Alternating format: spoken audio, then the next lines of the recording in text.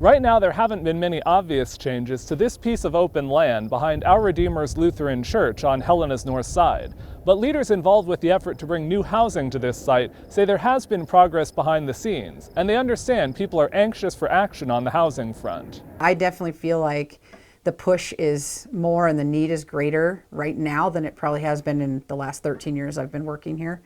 Our waiting lists for our other sites are at least 2 years long for the most part. Liz Mogstead is Director of Affordable Housing at Rocky Mountain Development Council. Rocky is serving as the main grantee for the first steps to get the project moving forward. Current plans call for more than 100 housing units, with 3 organizations each serving a different part of the population. YWCA Helena would provide transitional housing, Rocky would build rental units, and Habitat for Humanity would have space for its family home buyers to build. Theoretically, you could do all those phases of housing and never have to leave your neighborhood, which is kind of a unique opportunity for people. The city of Helena provided just over $1.5 million through a community aid grant. Mogstead says they've put together enough funding to purchase the land and complete the subdivision process, which could take a year. She said the next hurdle will be raising enough to complete Horseshoe Bend Road as an access for the property. They started the project with a 5-year timeline, and Mogstead said progress now is likely going to depend on funding. These just take a really long time.